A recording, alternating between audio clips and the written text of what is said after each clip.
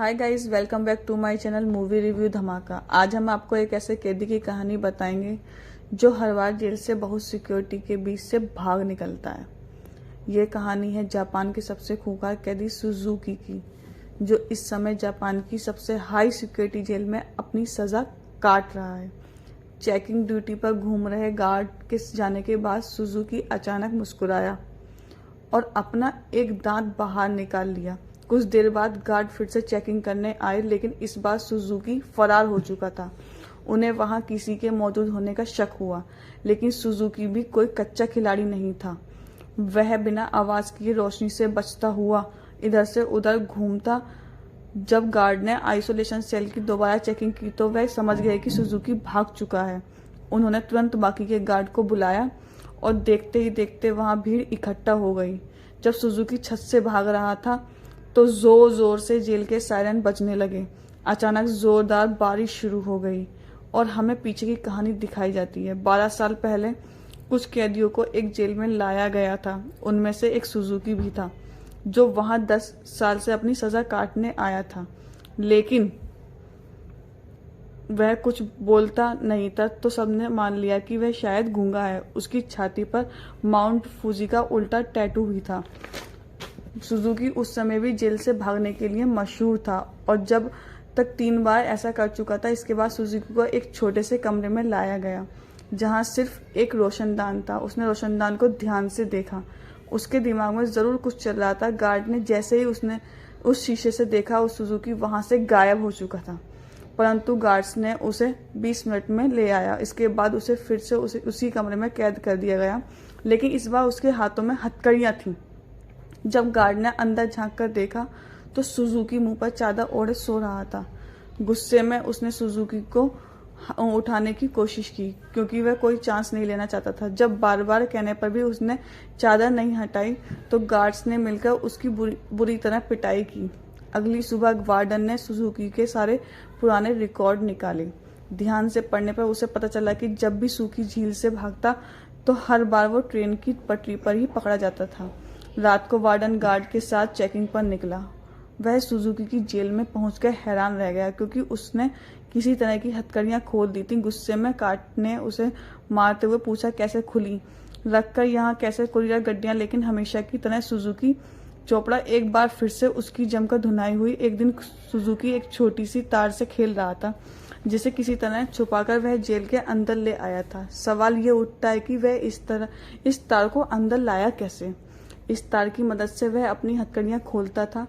कुछ दिन बाद वार्डन 1 हफ्ते की छुट्टी पर अपने घर चला गया। अब सुजुकी के पास भागने का बहुत अच्छा मौका था। उसने ताला खोलने की कोशिश की। जल्द ही वहां एक गार्ड चेकिंग के लिए आ गया। अंदर जाकर देखा तो सुजुकी फिर से अपना मुंह ढककर सो रहा था, लेकिन गार्ड बिना कुछ कहे चला गया। असलियत यह थी कि सुजुकी अंदर था ही नहीं। वह तो छिपकली बनकर छत से चिपका बैठा था। वह जेल से भागने के लिए सही मौके के इंतजार में था। गार्ड के जाने के बाद वह धीरे धीरे ऊपर तक पहुंच गया। उसने छत की आखिरी जगह पर मुक्का मारा और वहां से भाग निकला। जब गार्ड को पता चला तो उसने तुरंत सायरन बजा दिया और वार्डन को भी खबर कर दी गई और वह तुरंत चेकिंग के लिए निकल गया। अगली सुबह पुलिस वाले सुजुकी को पकड़ने का प्लान बना रहे थे। तभी वार्डन भी वहां पहुंच गया। उसने कहा कि सारे प्लान छोड़कर सिर्फ एक टीम पास की ट्रेन की पटरियों पर भेज दी। ऑफिसर्स को भी लगा दिया।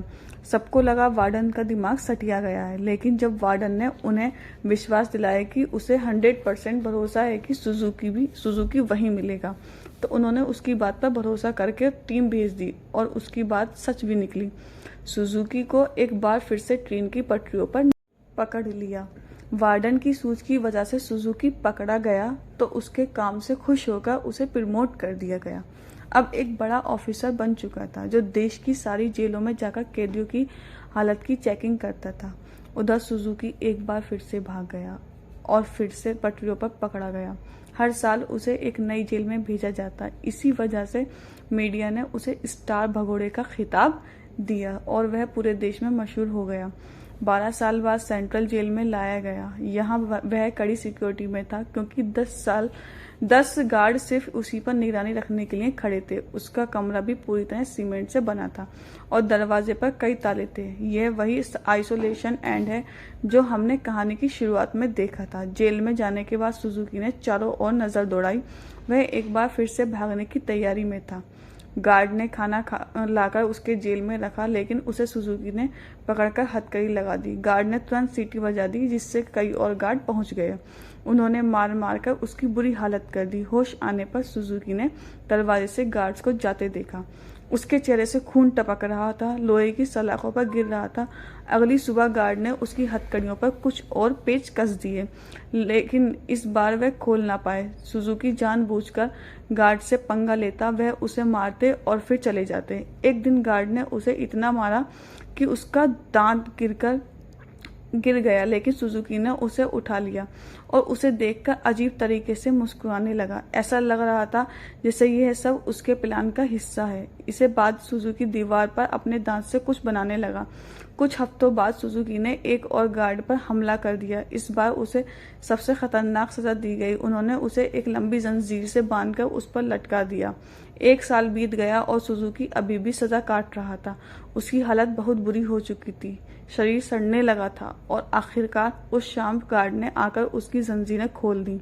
पूरे 1 साल बाद उसे चैन की सांस आई थी। उधर पुराना वार्डन आइसोलेशन जेल में जाकर देखा कि सुजुकी की हालत बहुत खराब थी। इसके बाद वही रात आई जहां से कहानी की शुरुआत हुई थी। अब जब बाहर बिजली कड़कने लगी तो सुजुकी ने अपने प्लान को अंजाम दिया। उसने अपना दांत निकाला और हथकड़ियों के पेच खोलने लगा। असल में सुजुकी दीवार पर दांत से कुछ बनाता नहीं था, बल्कि वह तो उसे घिसकर तीखा कर रहा था।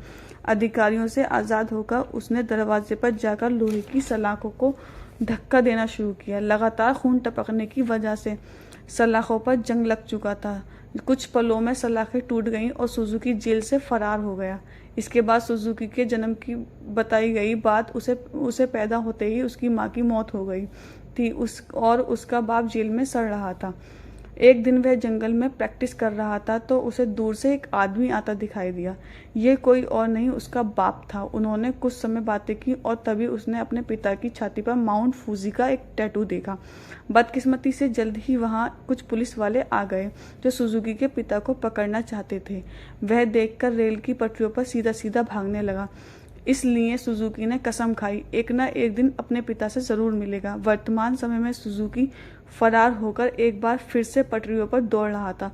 कुछ ही देर में गार्ड की एक टीम आकर उसे पकड़कर ले गई। देश की सबसे बड़ी सिक्योरिटी की जेल भी सुजुकी को नहीं रोक पाई, इसलिए उसे धरती के सबसे खतरनाक जेल प्रशासन ऑयल में भेजने के ऑर्डर दे दिए गए। प्रेजेंट ऑयल किसी मामूली जेल की तरह नहीं थी। वह समंदर के बीचों बीच जहां लगातार तेज बहाव रहता था और सबसे जरूरी बात, वहां ट्रेन की पटरी तो बिल्कुल नहीं थी और तो और समंदर शाखों से भरा हुआ था। इसलिए वहां से भागकर बच निकलना एकदम नामुमकिन था। जेल के अंदर के हालात भी इतने ही खतरनाक थे। पूरे जेल में चारों ओर हजारों गार्ड्स थे और अगर कोई कैदी भागने की कोशिश करता तो उसे देखते ही गोली मार देने के ऑर्डर थे। जब सुजुकी वहां पहुंचा तो उसे तुरंत जेल में बंद कर दिया गया। वह कोई कमरा नहीं बल्कि कुछ रॉड थी जिन्हें सुजुकी के शरीर के आसपास ऐसे जोड़ दिया गया था जिससे भागना तो दूर, वह बिल्कुल भी हिल न सके।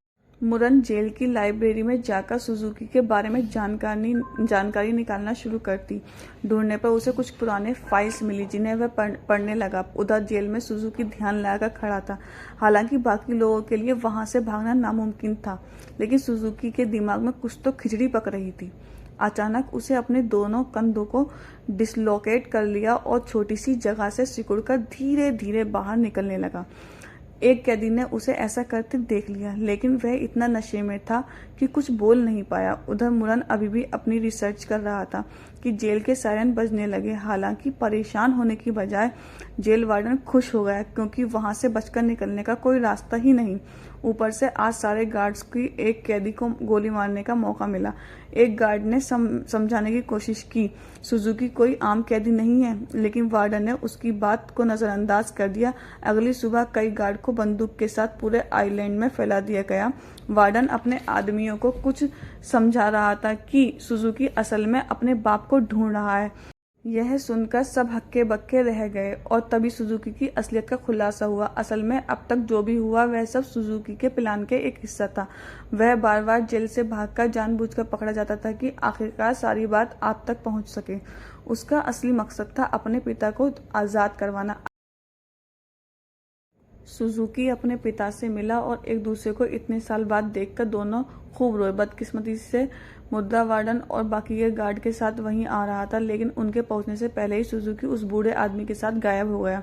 सुजुकी अपने पिता को आयरलैंड के छोर तक ले आया। उसने पहले से ही वहां एक पैराग्लाइडर तैयार कर रखा था। दोनों पैराग्लाइडर पर चढ़े और दूर उड़ गए। दूसरी ओर मिस्टर कहानी उठाने एक बूढ़े आदमी से बात करने की कोशिश की तो सुजुकी के पिता के साथ ही कैद था। तभी उसने माफी जी का एक टैटू उस आदमी की छाती पर देखा, जिसका सीधा मतलब यह था कि इतने सालों की कड़ी मेहनत के बाद भी सुजुकी गलत आदमी को लेकर भाग गया। अब इससे बुरी किस्मत तो किसी की नहीं हो सकती कि आप अपने पिता के लिए इतनी परेशानियां सह सकते हैं और आप उसको ही छोड़कर दूसरे आदमी को लेकर भाग गए। इसी के साथ मैं अपनी कहानी का लास्ट करती हूँ। तो गाइस, कैसी लगी हमारी कहानी?